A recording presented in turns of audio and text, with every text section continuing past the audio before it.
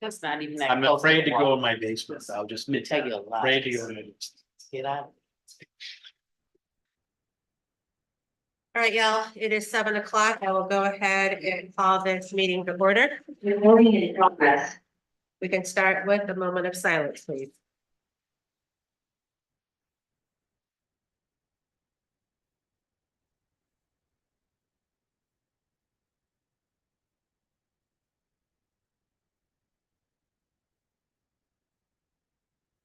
Stand for the Pledge of Allegiance.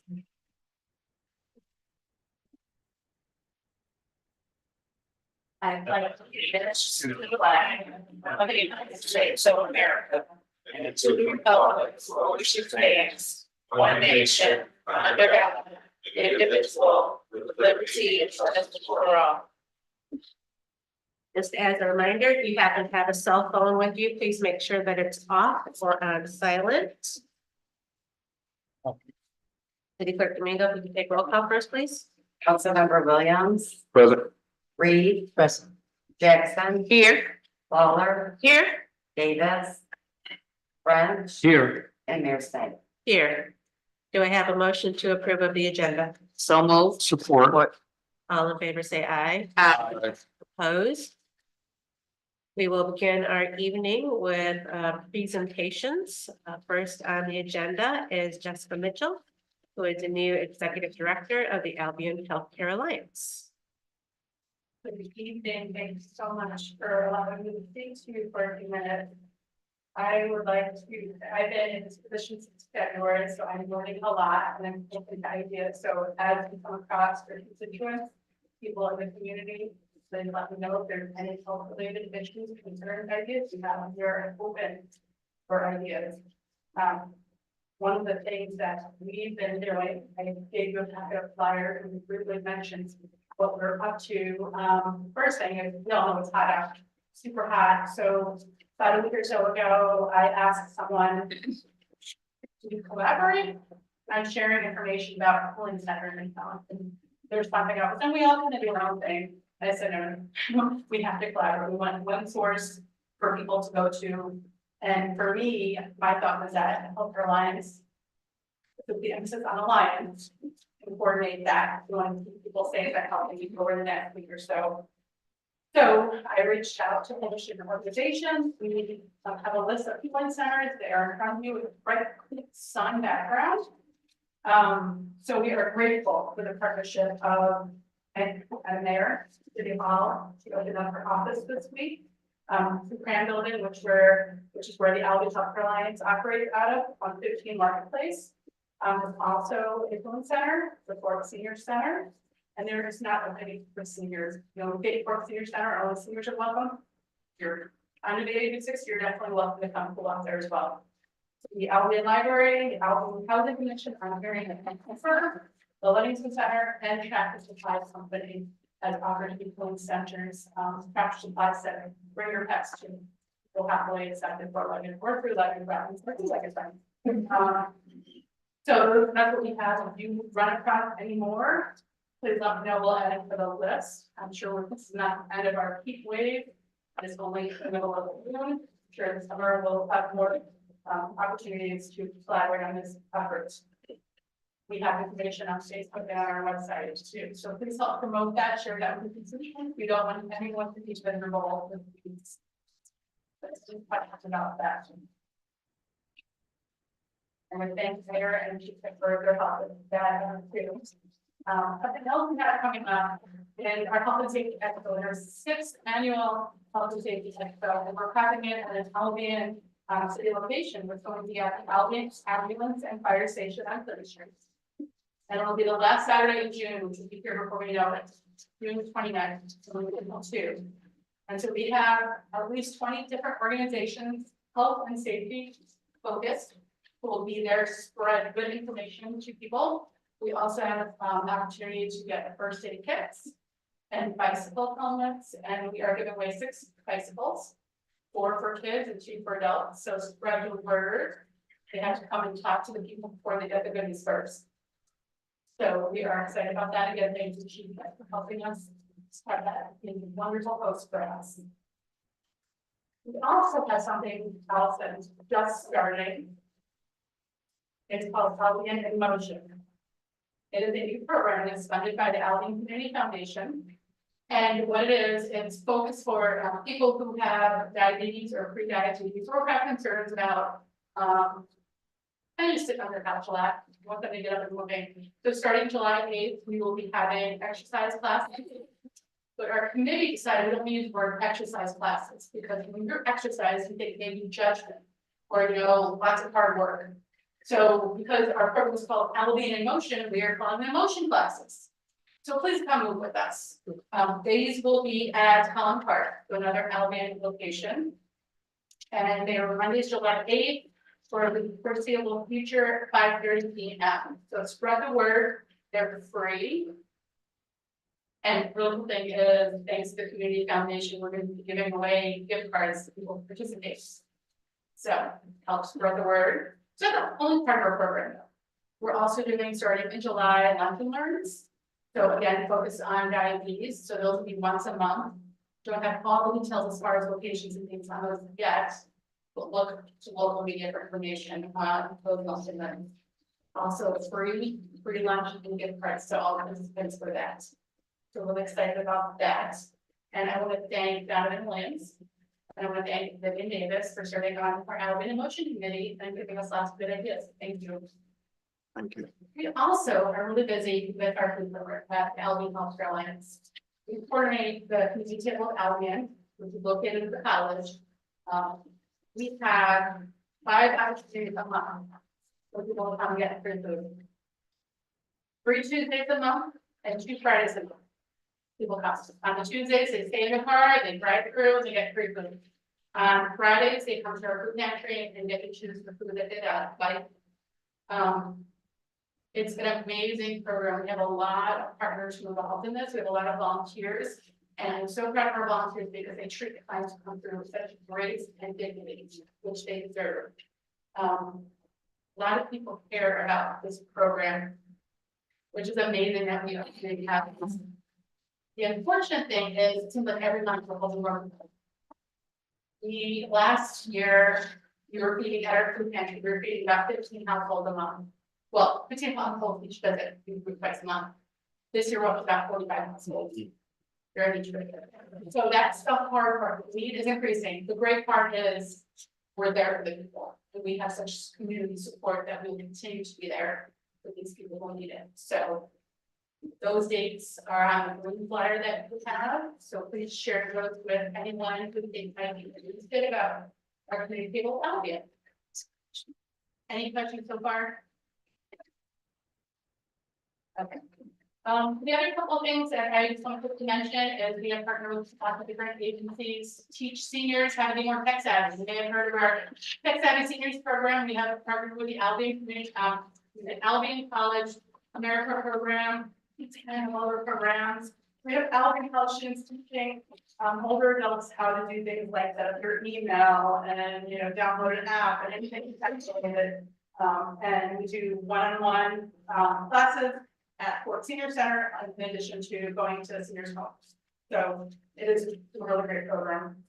And then I'll wrap it up with a plug for our Healthy Babies Day, which is all the way at the end of September, but that'll be here before we know as well. September 28th, we were going to do it at Harrington Elementary. And if you don't know anything about Healthy Babies Day, it is a program, it's like a health fair for those who are pregnant and those who care for little ones. So they'll be getting lots of information. We have always amazing how much information we have at our health fairs. But the caregivers and moms and dads will get diapers and wipes and first aid kits, and again, another great community support. So I am proud to represent Healthcare Alliance, and I hope that you are as well. This is so much good for our communities. I have flyers here if you want to take any, share them with anyone in your communities. I'll just leave them here. Perfect. Jessica, going back to the motion classes. Yes, What's the first day? you're starting July 8th, which is on Monday. We'll be having them Mondays. After that, 5:30 p.m. till 6:30 p.m. And how long will that run till? we're not sure, we're having a meeting tomorrow to discuss that, so all depends on what happens, whenever one solves something different. Yeah. We're hoping for at least, I'm just seeing the on committee, we're hoping for 2 or 3 months, every Monday, but we'll from that tomorrow, we'll share with the community, Sounds good, great. Thank you for that, and Anybody else have questions for Jessica while we have her here? We come to study sessions late and sweaty. Could you email council the PDFs of these? Yeah. So we can That share. makes the same thing, yes. So that was. yeah, Perfect. thank you, I appreciate that. Thank you for being with us. Thank you all. Thank you. Thanks so much for the information.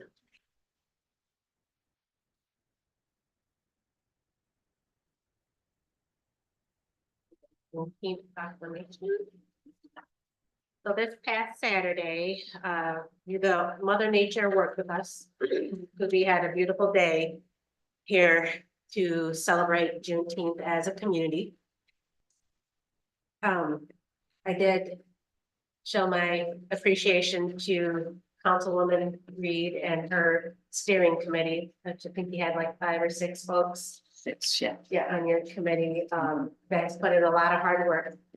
Also, I acknowledged all the men and women who not only worked for our, DPW, Department of Public Works, and our PDPS crew, who did a lot of work in making sure that Holland Park was immaculate. And it was beautiful. I mean, it just definitely shown that a lot of care went into getting it ready for this event. So also with Chief Kip and his folks who made sure that people were there with the fire truck and officers were present to be available to be seen and talk to the residents. So it was a good day all around. At the event, I also was honored to be there to read the proclamation for Juneteenth. So I will read that now. Whereas President Abraham Lincoln signed the Emancipation Proclamation on January 1st, 1863, declaring the slaves in Confederate territory free, paving the way for the passing of the 13th Amendment, which formally abolished slavery in the United States of America. And whereas June 19th has a special meaning to African Americans and is called Juneteenth, combining the words June and 19, and has been celebrated by the African American community for over 150 years. And whereas Juneteenth is the oldest known celebration commemorating the end of slavery in the United States. And whereas words about the signing of the Emancipation Proclamation took some 2.5 years in reaching authorities and African Americans across our country until June 19th, 1865, when Union soldiers led by Major General Gordon Granger landed at Galveston, Texas, with news that the war had ended and that the enslaved were now free.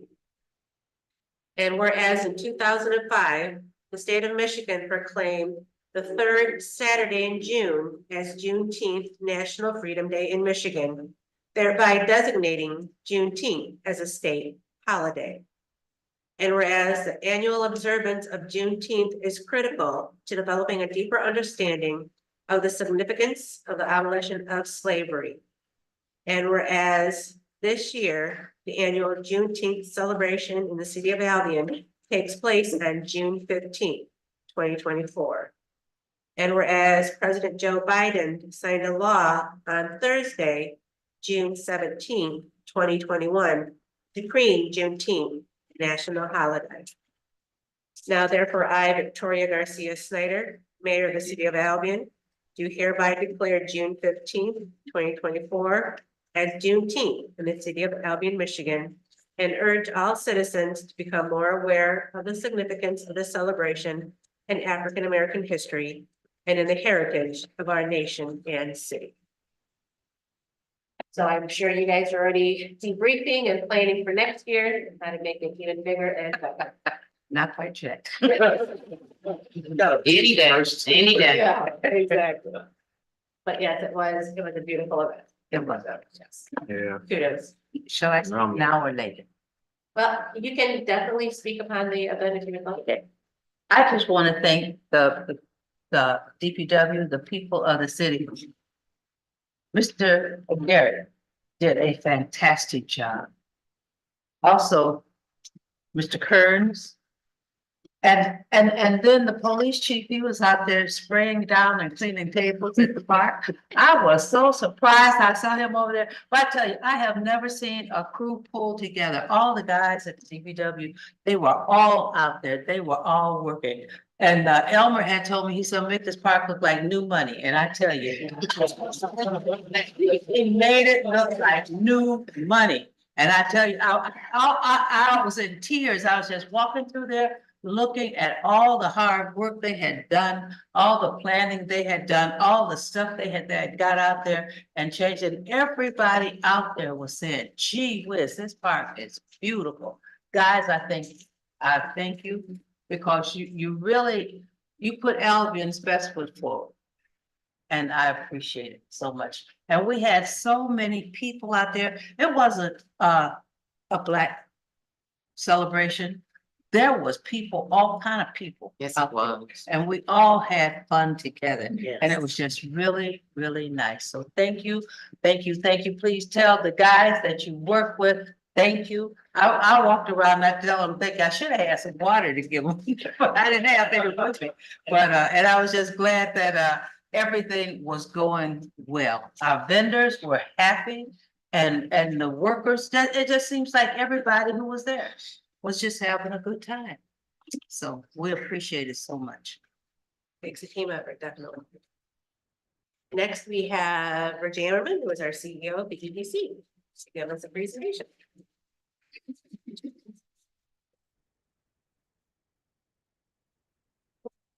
Good evening, Mayor, City Council, Councilor and Jill Domingo.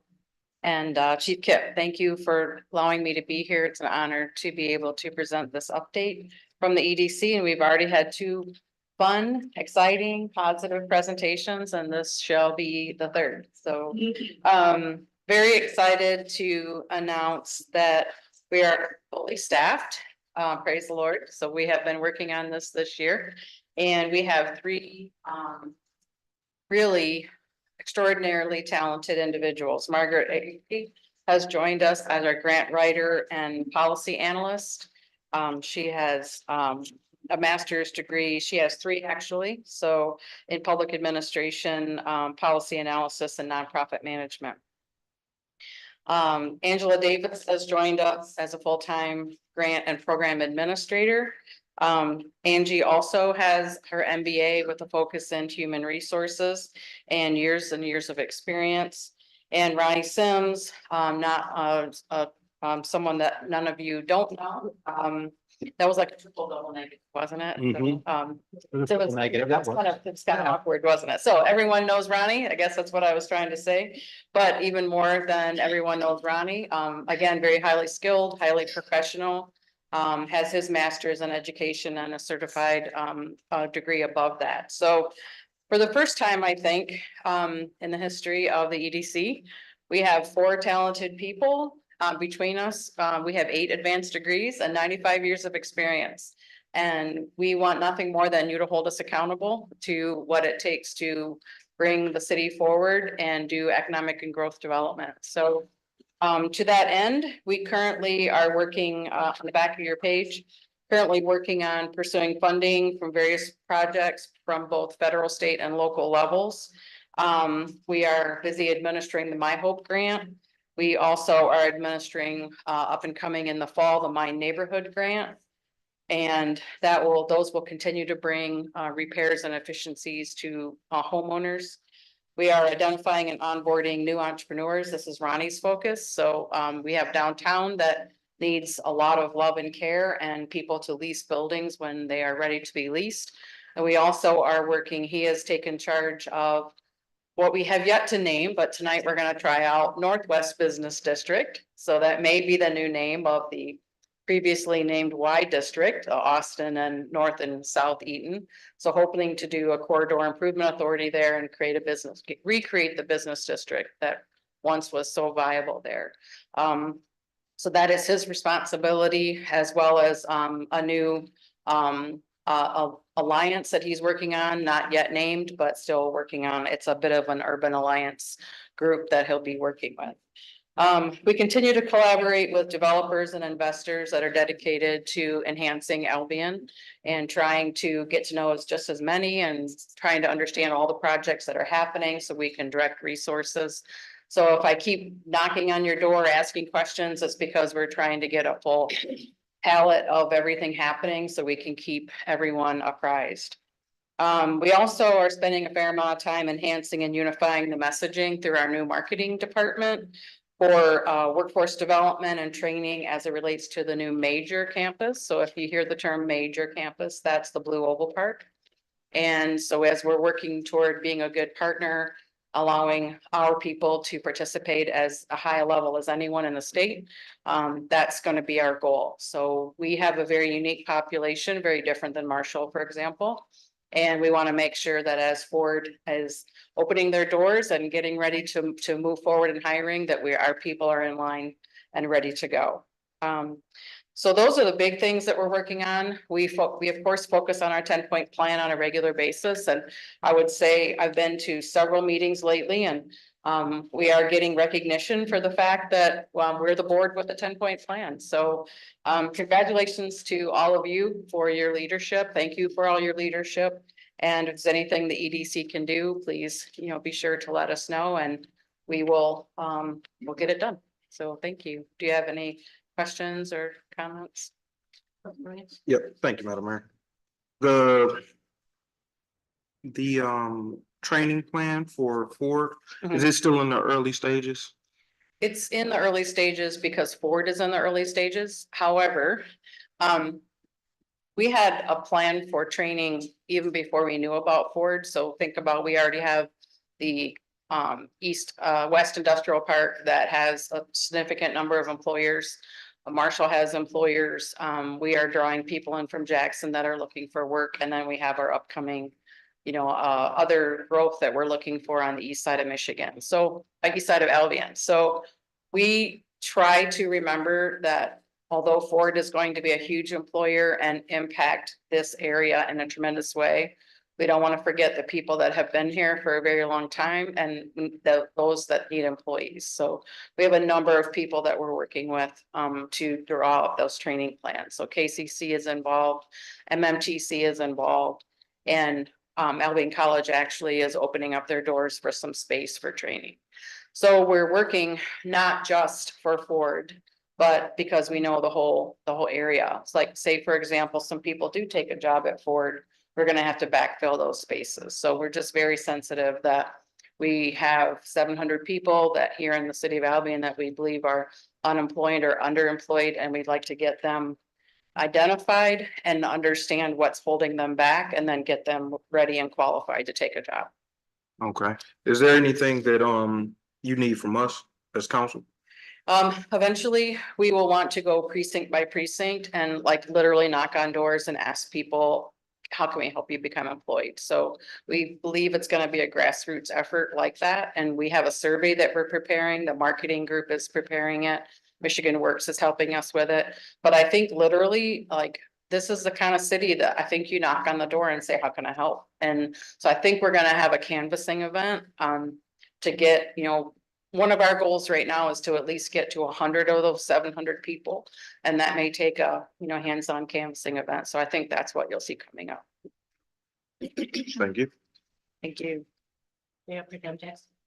So he started the conversation that I wanted, but there was a major concern of some of the individuals in town of how we're going to make sure our young adults and our teens be able to get involved with Blue Oval.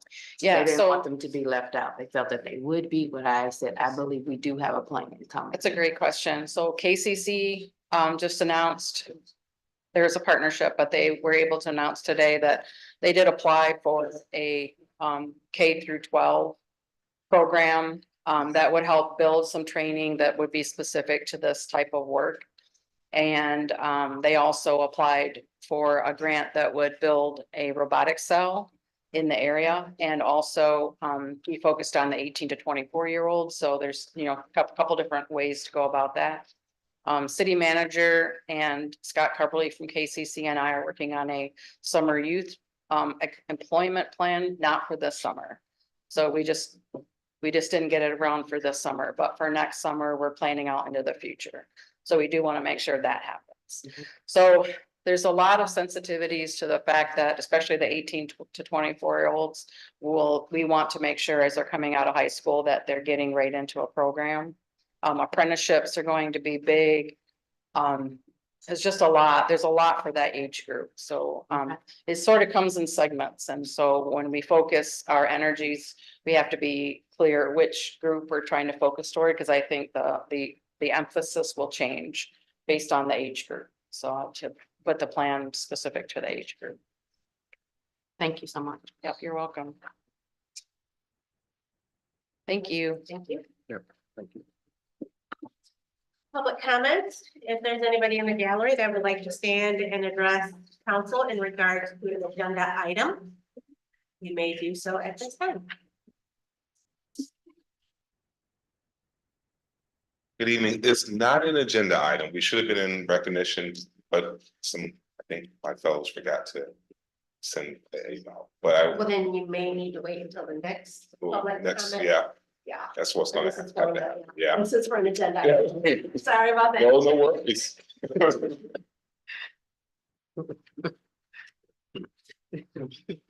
Anybody else in the gallery like to stand and address council in regards to an agenda item? All right, seeing none. Do I have a motion to adjourn for closed session? So moved. Support. City Clerk Domingo?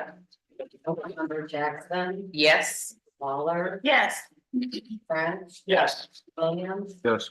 Reed, Yes. and Mayor. Yes, meeting adjourned 7:27 to go to closed session.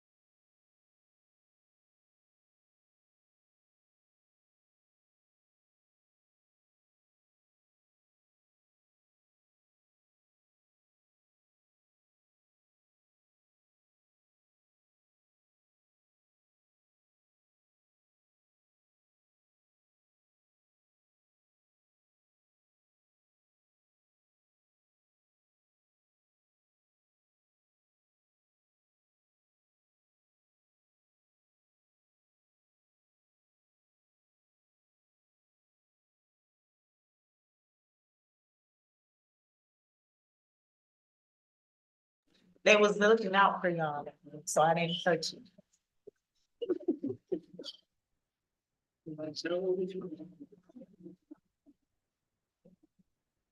Jill, I turn your audio back on. Yeah, the other monitor. There's Oh, he did. He said he was gonna use that. yeah, if there's not These- presentation for people to see.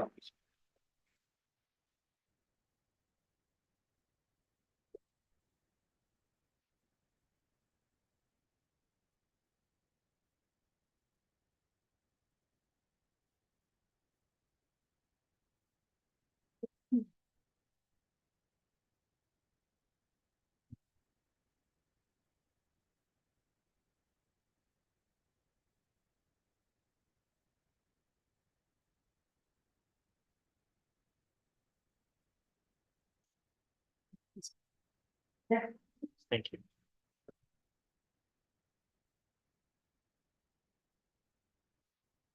Feel like I go in a different path because I just vomit off so often.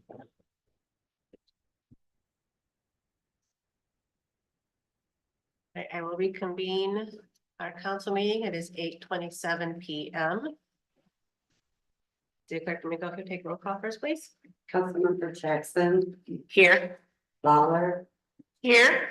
French, Here. Williams, Here. Reed. Here. And Mayor Snyder. Here. In your packet, you have the items under the consent calendar, which are the June 3rd study session minutes, June 3rd regular session minutes, the assembly permit for outdoor movie on June 26th. And then the assembly permit for the social, ice cream social and June 19th. Do I have a motion to approve? So So moved. moved. Support. All in favor, say aye. Aye. Opposed? Individual item first is to approve the alcoholic beverage in public place for the kids and stuff auction, which will be held on September 14th. Have a motion to approve. So moved. Support. City Clerk Domingo. I'm sorry. Are there any questions on this item?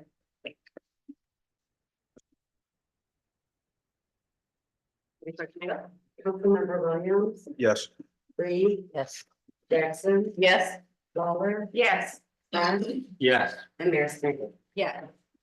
We have a motion to approve the purchase of the DPW equipment. So moved. Support. Director Clark and Deputy Chief Kern would like to come up again, please. Floor is yours. Good evening, council. Just to kind of recap, this was kind of, got all the bids for all the equipment and everything that we were asked to, for last council meeting. What we're asking to do is now go ahead and move with phase and of purchasing this equipment to replace all the older stuff that we have. Stop. And then also I put together a spreadsheet showing where the funding would come from. Tried to base it on the usage each fund would get. And I went over this in the study session, but the total would be 586,100, and it would be spread amongst 6 different funds based on their usage of the equipment and the benefit that they will get from it. If there's any questions or how it's gonna be funded? Do you have any questions for either one of the gentlemen? Not a question per se, but can you say in that mic, some of the things that you're gonna do with that money? Yeah, absolutely. So I put together this plan. One of the things that we're gonna look to purchase, first thing is going to be this new mastic style. Like a seal patcher or hot patcher. It uses a new style material that is a little bit different than what we currently have now. It's a self-leveling style machine. We've used it a couple of places around town on Erie Street, Watson Street, and Darrell. And then some of the other things that we want to purchase is a new skid steer, the Bobcat brand. People commonly call them Bobcats. It'll also have a grapple bucket with it and a milling machine, so we can actually mill down some of the asphalt that's currently there, and fill it in with a new patching machine. We'll need a trailer to go with that. It's a specialized trailer that tilts. So it gets loaded up, they actually tilt back down and then we can strap it down from there. Other thing we're looking to purchase is, one of them is gonna be a broom to go on this as well, so we can start brooming off downtown for snow instead of shoveling it instead of plowing it. A lot of municipalities are going to brooms instead of using snow blades on the sidewalks because it damages it so bad. The other thing we're looking to get is mid-sized dump trucks to replace 2 older dump trucks that we currently have. They're pickup style dump trucks that we have now. They're a lot smaller. Some are only 2-wheel drive. These medium-sized dump trucks can hold not only a lot more, but they can also hold the Bobcat. The sides fold down, so they're easy to be loaded. And they're 4-wheel drive as well, so we can also put smaller plows on them if need be. One of the other things we're looking to purchase. Get to it. A new set of Kubota tractors. Currently, the Kubota tractors we have now are very powered and extremely old.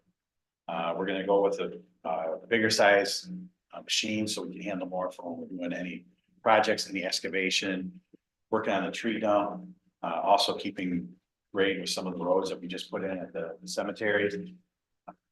And so we're looking to replace some of those. The other things we're looking to replace are they're called John Deere Gators is the brand and the model. Those little green UTVs, they have no roll cage on them. They're more of a high-end consumer model. And for what we do, they just are very underpowered. They've been around for a long time and taken quite a beating. So we're looking to replace those with new Kubota style UTVs. They actually have a roll cage. One of them has a hydraulic bed that's 6 foot long. That's going to be used at the cemetery. That one's a diesel. This stuff's a lot better built than the John Deere as far as more of the commercial grade. So it should last a lot longer. And then we're looking to get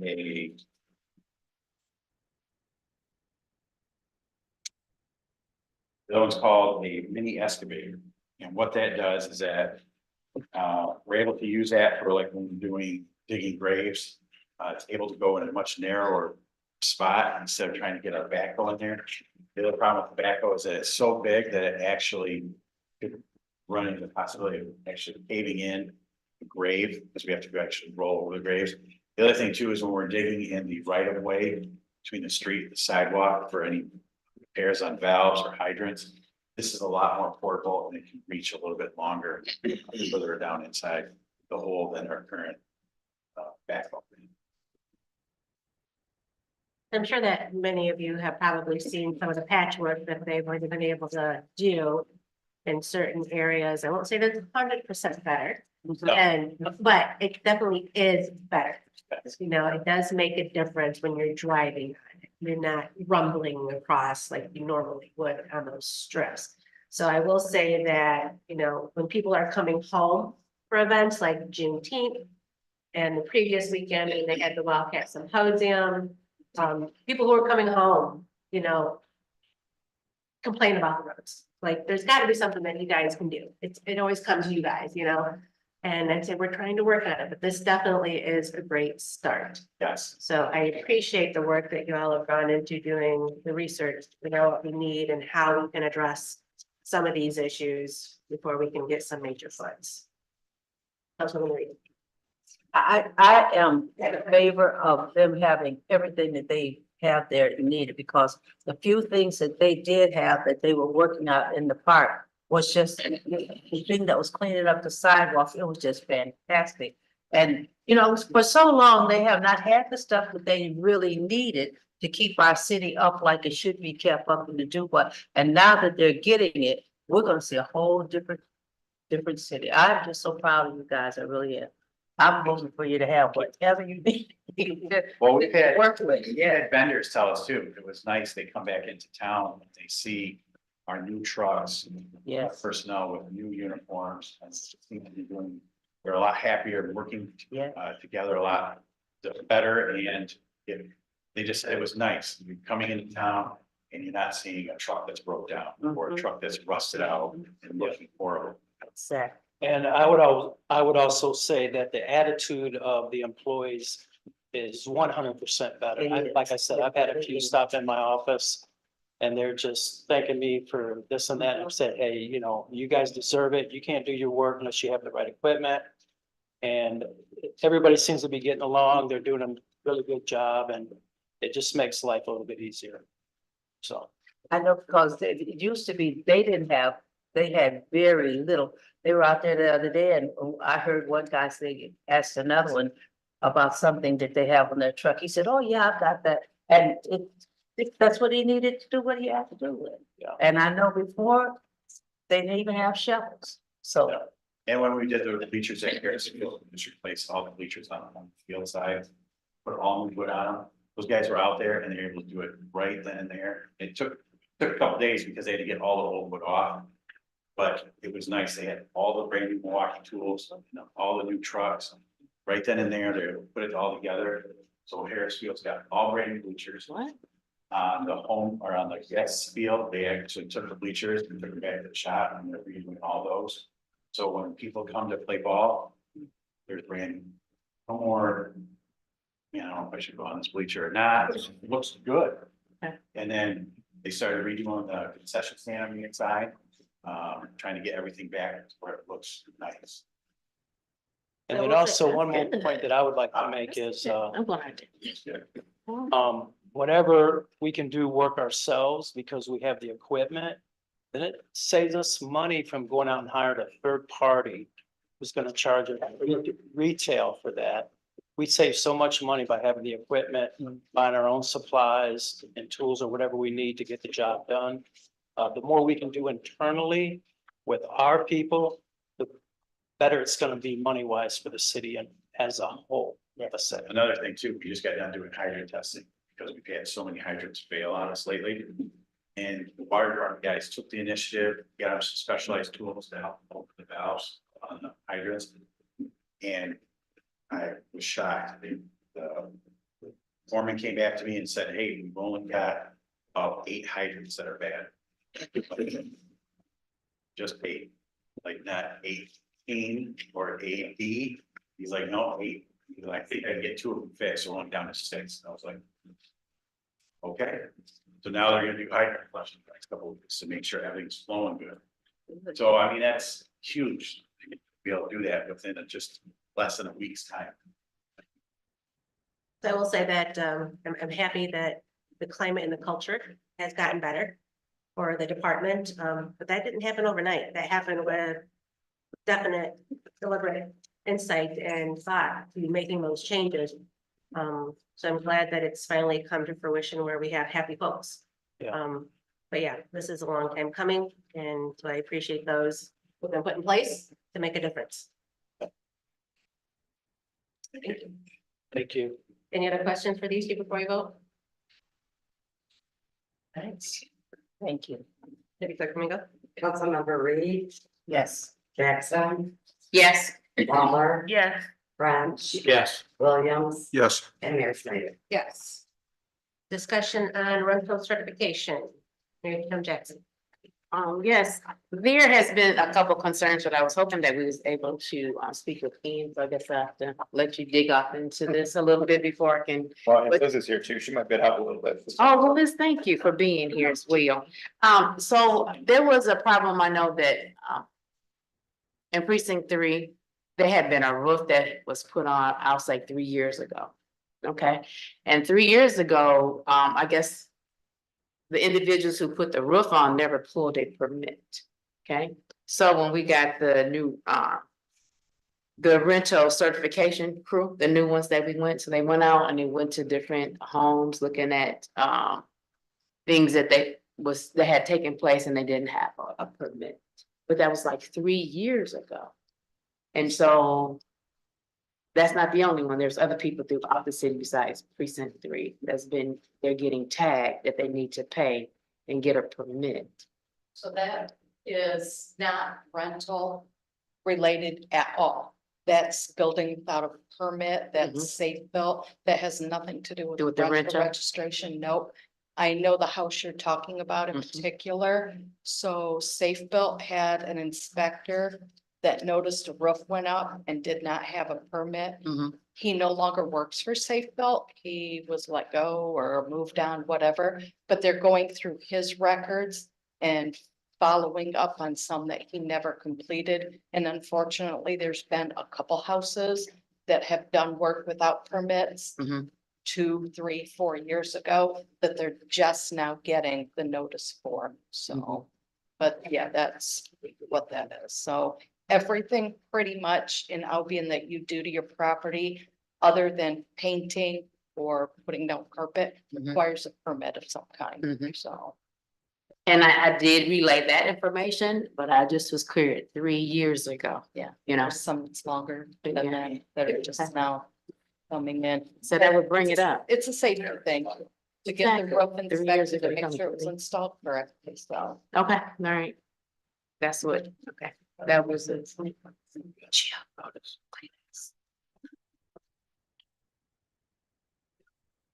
Then also, I'll let you get on the rental certification. There's other questions, but since you don't know much about. Well, Liz might, no, because Liz has been dealing with that process all along, so. Okay, so you have others that are talking about the rental certification of the amount they have to pay, and that will be the landlords to bring everything up to where it should be at. Yes, And that seems like there's a problem with that. Like the dollars and cents is too high, I guess, because some people have more than a couple of rentals, which I understand if you have more than a couple of rentals, it's going to cost a little bit. we have one lady who has several rentals in town. She said that to cover the cost of the registration fee and the inspection fee, she raised her rent $10 a month on her tenants, and that covers it. So, and she had to do some simple repairs, not enough smoke detectors, which is something. You know, it's the cost of doing business. If you're a landlord, if you have rentals, you have a business, and if you save all your receipts, it's a tax write-off at the end of the year, so. There are some rentals that we all know in this town that are gonna require a lot more of an investment than just smoke detectors. I mean, some are in bad shape and I don't know. So they have to bring them up to code, They have to correct? bring them up to code, and it's mostly, from what I can see, it's all safety issues. Okay, Make sure there's a good roof, to make sure that there are solid railings on all the stairs, enough smoke detectors. Make sure all windows and doors are functioning properly, so if somebody has to get out other than the front door, that they can. It's, you know, make sure all steps and stairs are solid, and yeah, they're painting or siding. Yeah, if it's bare wood showing, again, that's a safety thing, you know, I mean, keep moisture from getting in the house. I myself don't feel there's anything unreasonable in what they're looking at, because it's basically just a safety inspection of the home, of property. okay. So, and some of them, some of our rentals in this town are in pretty bad shape and they will take some work, but hopefully they can do I think that it. was the whole point of the reason why we went with the rental certifications, to make sure that the people who are running in our community are being safeguarded. And they're not being taken advantage of and paying for things that they're not being able to use. So everything that Liz just went over is contained within the property maintenance code that the city has adopted since long before I was even with the city. So we're talking more than a decade. And in addition to the property maintenance code, we have the plumbing code, electrical code, all things that the state puts out that we adopt by reference. The big one's the property maintenance code. And so all of the property owners in the city are already required to meet those codes. You know, and what the rental registration does though, is it now starts an inspection process where now we're more aware of those properties that may not meet the code. And I totally get it. It's, you know, some of those repairs that, you know, some of the things Liz just went over, they're not cheap. But at the same time, when we're talking about leasing a space to another individual, we have to make sure that it's in a habitable condition. Just to add something to that, I understand that we did go through with the rental certification. We do want properties to be safe. Is there a possibility that maybe we can look at working through maybe CBDG funding or something like that to help maintain some of the naturally occurring affordable housing that we have here in the city so that we don't lose it as a result of the additional maintenance and upkeep that some of these landlords face? I know people bought properties a long time ago and they've been able to maintain them in a certain state. But we know that our residents deserve healthy living conditions, not something that's dilapidated or, something that's in disrepair.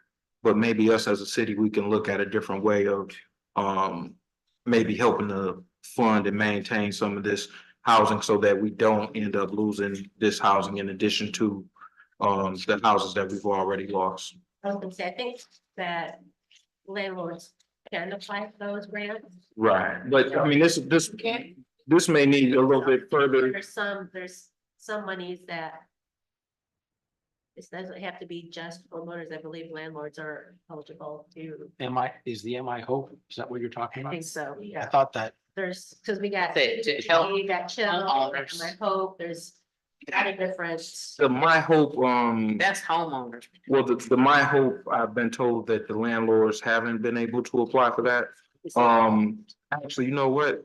I'll reach out to Virgie. Yeah. Maybe we'll have a conversation with her and we'll talk about additional funding for the landlords because we do understand that there's a need there, and if people are gonna have to invest additional money, rents are gonna have to go up.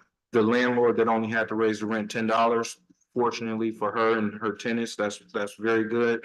But we don't wanna lose a lot of the naturally occurring affordable housing that, people may still have $600 rent. As opposed to it shooting up to $1,500, you know what I mean? So yeah, maybe that's a conversation we'll have. Okay. All right. That it? Thank you, Liz. Yep. Thank you, Liz. Appreciate you coming out. Discussion on fire damaged homes. Attorney Hartnett, would you want to lead this discussion or? I can, so the code enforcement sent me a list of 4 houses within the city. 3 of them were fire damage, one of them just had a lot of rubbish and junk and whatever. So far, we filed regarding 603 Williams. We filed regarding 211 West Chestnut. There were 2 more. One was 208 Chestnut. When code enforcement sent that one to me, I don't think they realized that there's like 5 or 6 owners of that one, and some of those owners live out of state. And so that the notice that they sent only went local, and so I had code enforcement redo it so that the out-of-state people were aware too. So that when we file it, we can say we gave them the appropriate notice. So I'm waiting for the notice period to run out on that one. The other one is 813 North Berrien. That one, the owner is deceased and the house is currently in probate. So when he gave the notice, it went to the decedent's address. I had him redo the notice and sent it to Dave Marsh's office because he's the attorney that's handling the estate. So had code enforcement redo those 2 notices on those 2 because they weren't aware of that issue, but we have filed on the other 2. I think there's one else on Chestnut too, that person is deceased. She wasn't, but but it's my understanding that she, after the house burned and was set for a while, that she had cancer and she died. Can you have that checked out? I mean, we'll find out, because like I said, And the we one- sent it to the court. At William Street, the grass is so high around it until it's covered the sidewalks. Something needs to be done about that. And what are they gonna do about that? well, the lawsuit's already at the court, so I mean, we'll get it going. These are all being filed as public nuisance lawsuits, so. That particular one, the pictures that they sent me, I mean, there was just garbage everywhere, Mhm. you know. Aside from garbage, there was indoor stuff that was outside and I mean, you couldn't see much of the property because it was all junk outside, so. But anyway, those two are filed. The other two, I had code enforcement redo the notice on, and so we're just waiting for the time period to run on those. So that's where we're at. Questions or comments for Attorney Hartnett? Thank you for bringing that information to us. Sure thing. All right. Future agenda items, anything we would like to? Council meeting? We'd love to have this. They'll speak. Speed science if we're able to get another one, if we need to. Fix the one that they broke already. So, what was brought to my attention was, Erie Street, how fast the cars are going up and down Erie Street. West. Very, and then also talking about the semi, they're going, they're very fast. Coming up. Oh, my God. I don't know, we have to ask Kip that question. Yeah. Any other topic? You would add the autistic side. I haven't heard anything about it. I think they want. Oh, okay, Good job. Okay. never mind. check. Any other item? All right. Public comment.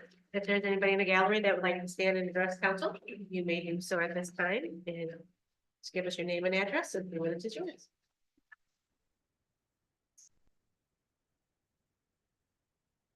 Seeing no movement. City manager's report. The only thing I really have is that we did the final inspection on the Albion Street Bridge today. A few minor repairs that need to be made, partly from the water washing out, the sides after the rain last night. But it was good time for that to come because it was the day before the final inspection, so we see where they had to fill in, do a little more fill down there, but other than that, everything looks good down there, so. All I had. Are they gonna close that other side? They did put fences up there. They're what? They already put fences up there. Okay, but where that black fence is, Uh-huh. does that cut it off to where you can't get down to the river? No, you can get down the river on both sides. There's no way you could fence that off. Yeah, When's the bridge open? it's They're open. gonna leave Is it it open now? Yeah, it's been open. Yeah. And there's a placard with your name on it. Yeah, your name's on it twice. Right. One on That's each why side. I have to leave it down there. So when somebody get drowned down there, they're gonna She say. did say that. Councilwoman Waller. Thank you so much. I did get, also a comment about the bridge. It was something about a railing on the side and they were afraid that people would get down there. Yeah. So is there not, they said it's a railing on one end, but it's not. I didn't get that. I don't know. The railing covers all the way to where the grass starts, where you could walk down the grass to the river, but I don't know. Is that what you was talking? No, Before there wasn't. On- Put it up after the last, Okay. well, the meeting that you called it out. does it have the silver part that goes around those so that, I know it's got the black part, Be- but then there was a silver part. Right, it doesn't require the silver part like it does on the other side because of the bike path, the wider area on that. So that's why that's not on that side. Okay. It's really nice. That's all I had. Okay. Councilmember comments. This, Councilman Williams. Thank you, Madam Mayor. I just wanted to say, thank you to Ms. Reed and the Juneteenth committee for putting on such a great event. It's been very good to see so many events taking place here in the city of Albion. I know, Mr. Gant had his event, the father-son picnic, the previous weekend. So I'm looking forward to seeing more events, even though I get to stay at them for only about 10 minutes before I gotta go to work. But I definitely enjoy, seeing so many people out and so many different faces. So, yeah, let's keep it up. Mayor Pro Tem Jackson. Yeah, so we know the red, white and blue cruise in on the bricks is coming up here. Friday, June 28th, from 4 to 8 p.m. There's vehicles that still can be registered. Check-in time is at 3 p.m. and they're giving out a free dash plaque to the first 100 who check in. So looking forward to that event, because that's usually around July 4th, but it's that weekend before the 4th of July, so. And if anybody needs this little card, here you go. So you can register, So that's on the 27th, 28th, 28th, is that the Thursday? Friday, Oh, it's Friday. Friday 28th, that's why I brought it up. Cause yeah, So they got something else, you're gonna see. the Pet Museum, is this Friday. So that is an event that'll be mostly downtown for anybody who has musical talents. It's a great opportunity for people to come downtown, go into the shops, hear music. It's kind of fun because you have all ages, from little kids to senior citizens out there playing their instruments. So that is this Friday, along with the car show next Friday, 4th of July, the Great River Chamber is raising money for fireworks. So we are only less than 3 weeks away, and they still have a lot of money to raise. So any little bit helps to meet the goal, because we do bring in hundreds of people, not just from our community, but from all over, to come to the fireworks, but they also come downtown, eat, they buy. So definitely want to be able to keep up that tradition, so that people keep coming here for their fireworks show. You want the art show? Yep, Mm. next weekend, Friday and Saturday, arts under the water tower, Yes. hosted by the Arts Commission. So, come out, check that out. I think the city will be very busy next weekend, so it's a lot going on and a lot to do, but definitely something to get you out the house and enjoying the sunshine. We're still doing fireworks on the 3rd, Yes. all right, Third. Wednesday. That's the next week, yeah. Any other comments? I have a motion to excuse Councilwoman Davis. So moved. All in favor, say aye. Opposed? Do I have a motion to adjourn? Support. All in favor, say aye. Opposed?